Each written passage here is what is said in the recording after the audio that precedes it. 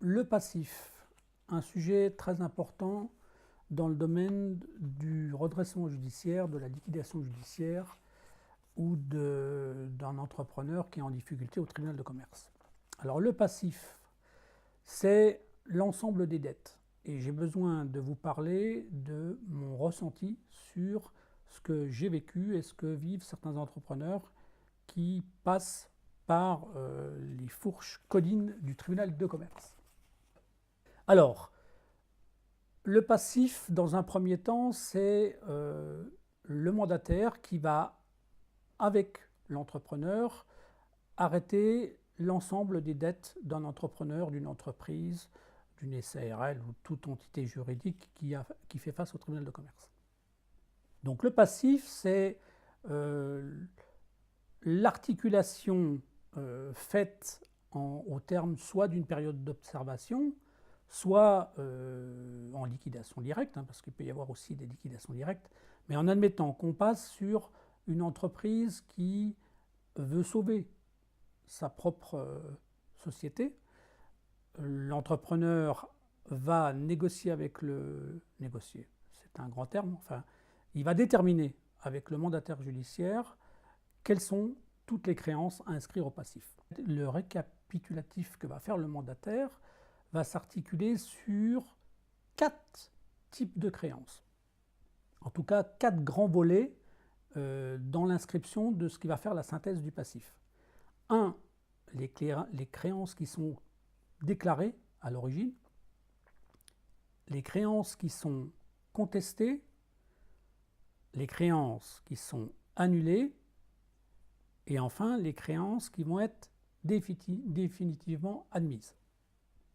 Alors là, on a ce qu'on appelle le récap du passif. Mais dans ces créances, dans ce passif, il y a des choses importantes. La chose qui me paraît la plus importante à expliquer, c'est notamment, en tout cas moi qui m'a interpellé, c'est la ventilation de ces créances. La ventilation de ces créances dans le passif, c'est d'un côté les créances qu'on dit super privilégiées. Alors dans les créances super privilégiées, vous avez l'intégralité des créances qui sont affectables à ce qu'on appelle la masse salariale. Tous les salaires, tout ce qui concerne le salaire, c'est toujours du super privilège. Un mandataire, dans une liquidation d'ailleurs, il y a ce qu'on appelle un fonds de garantie qui avance au cas où l'entreprise qui est en difficulté ou en liquidation n'a pas la trésorerie pour payer ça. Il existe un fonds de garantie qui avance même ces fonds-là, qui change de nom tous les 2-3 ans, mais peu importe. Hein. Donc, ces créances-là, classées super privilèges, c'est par exemple les condamnations des prud'hommes. C'est les charges salariales et les salaires qui seraient en retard par l'entrepreneur. Donc, dans un deuxième temps, vous avez ce qu'on appelle les créances privilégiées. Alors, les créances privilégiées, c'est la TVA, par exemple, les taxes d'État, hein, donc ça peut être la taxe foncière, ça peut être des redevances spécifiques à donner à l'État, mais c'est souvent la TVA et les taxes d'État. Donc, et après, vous avez une troisième catégorie qui s'appelle les chirographaires. Alors là, dans les créances chirographaires, il y a à boire et à manger. Le mandataire qui a l'intention de vous liquider, parce que je vous rappelle quand même que notre sujet sur le passif est articulé sur l'environnement d'un mandataire qui, lui, a un objectif, c'est de liquider votre entreprise. Parce que, je l'ai déjà dit, je le répète, tous les mandataires ne sont pas de ce genre-là, mais il y en a beaucoup. D'ailleurs, c'est pas compliqué, il suffit de voir le taux d'entreprises qui sont en redressement judiciaire et puis le pourcentage qui est liquidé, vous avez tout de suite compris qu'il y a plus de liquidateurs que de sauveteurs. Donc, vous avez le récap du passif qui est fait, donc avec des créances super privilégiées et chirographaires, mais dans les chirographaires, et c'est là que le doute s'installe ou que j'ai du mal à comprendre le mécanisme qui se met en place dans les tribunaux de commerce. Dans les chirographaires, vous avez ce qu'on appelle tous les petits fournisseurs. Alors ceux-là, les petits fournisseurs, ceux qui n'ont aucune garantie, mais rien. Donc ceux-là, ils seront pratiquement jamais payés. Hein, c'est pas le mandataire qui est liquidateur, c'est pas son objectif. Il n'a pas intérêt à travailler sur ça. Il est normalement, il est mandaté par le tribunal de commerce pour ça, mais franchement, je peux vous dire que vous demandez autour de vous dans les entreprises qui sont liquidées, c'est courant, c'est pas eux qui seront réglés en premier. En tout cas, dans les chirographaires, il apparaît certains qui, eux, ont des garanties. Les banques, ces fameuses banques qui ont d'un côté des nantissements, des hypothèques, des gages, des cautions. Donc le mandataire, lui, quand il regarde votre passif, il sait les créances qui vont être réglées, donc les super privilégiés. Il sait que les privilèges sur les fonds qu'aura l'entreprise sont déjà payés par anticipation, donc je vous rappelle la TVA ou les taxes, d'accord. Et après, il va y avoir les chirographaires qui, eux, ont des garanties. Je ne pense pas qu'autour de vous, vous ayez dans votre connaissance des banquiers qui prêtent de l'argent sans caution.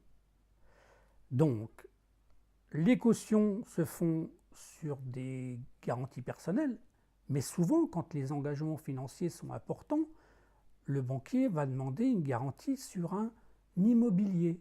Là, on est dans le nantissement. C'est-à-dire que si on vous prête X milliers d'euros, mais que le banquier a pris la garantie sur votre bien personnel, votre maison, un appartement, une ferme, ce que vous voulez, et que le nantissement ou la garantie que le banquier il a est intégralement couverte par le bien. Le mandataire, lui, il devrait avoir dans sa manière de voir le projet du passif la modulation de ses argumentaires. C'est-à-dire à savoir que vous avez un passif qui est admis, mais si dans le passif admis, vous avez, on va prendre un pourcentage, vous avez, on va dire, 100 dans votre passif, mais que les créances qui sont en privilège représentent 20% des 100, que les privilégiés représentent 30%, il ne restera que 50% pour les chirographaires. Mais si dans les chirographaires, la banque à elle toute seule représente 50% aussi de ces 50%-là, vous vous apercevez bien qu'à ce moment-là, le mandataire, il a à négocier sur le passif ou dans le domaine du plan qu'il devrait accorder à l'entreprise un regard autre que s'il n'y avait pas du tout de garantie sur les dettes. Ce que je conteste, ce que je refuse, ce que je n'admets pas dans ce mécanisme des liquidations judiciaires, c'est le fait que les banquiers, entre guillemets, tous les banquiers, sont des complices de ce mécanisme. C'est-à-dire, ils savent que dans la liquidation judiciaire qui interviendra, s'ils ont des garanties, ils vont avoir un double avantage. Un, quand on vous met en liquidation judiciaire, ça engage les cautions. Mais ce qui est important, et ce que les gens ne savent pas, c'est que quand on vous met en redressement judiciaire, ce qu'on vous classe dans vos créances comme terme échu, c'est-à-dire ce que vous devez comme argent, le contrat, quand vous êtes en liquidation judiciaire, le contrat de prêt, il est cassé. Et quand le contrat de prêt il est cassé, le banquier il a un avantage énorme, c'est qu'il touche une prime. La prime de 10% de rupture de contrat. Et là, vous allez vous apercevoir que dans les ruptures de contrat bancaires, ils ont tout intérêt, les banquiers, quand ils ont une entreprise qui est en liquidation, à faire 1. Activer leur caution, 2. encaisser des primes, et 3, faire vendre votre maison. On est dans l'aberration absolue. C'est le mandataire qui vous liquide, il sait que le banquier sera payé, il sait que les super privilégiés seront payés, il sait que les privilèges seront payés. Donc en fin de compte, quand il arrête votre passif, il sait exactement qui va perdre de l'argent. Et ceux qui vont perdre de l'argent dans le passif, c'est les petits chirographaires qui, eux, n'ont qu'un gage. Et cela, je peux vous dire qu'un mandataire judiciaire, dans un passif, il n'en a rien à faire. Mais absolument rien à faire. Donc je voulais vous parler de ce sujet-là parce que je mets en cause ou je mets en doute la moralité de certains mandataires et de la complicité que les banquiers ont avec ces gens-là. Quand on sait que les gens dans les tribunaux de commerce sont souvent nommés par les banques, on n'a aucune raison de faire confiance à ceux qui prennent les décisions dans les tribunaux de commerce. Je vous donnerai d'autres rendez-vous sur le sujet du passif. En tout état de cause, je voudrais, en cette fin de vidéo, vous faire une moralité très simple sur le passif. Un mandataire judiciaire qui s'occupe d'une entreprise qui est en redressement judiciaire, sa mission première, c'est de gérer l'intérêt des créanciers. Mais l'intérêt de tous les créanciers. Pas l'intérêt que de certains petits privilégiés, de privilégiés ou de gens qui ont des nantissements, des hypothèques. Faire vendre les biens d'un entrepreneur, c'est pas du tout moral. Donc ces mandataires-là, un jour, je souhaite qu'on leur saisisse leurs biens.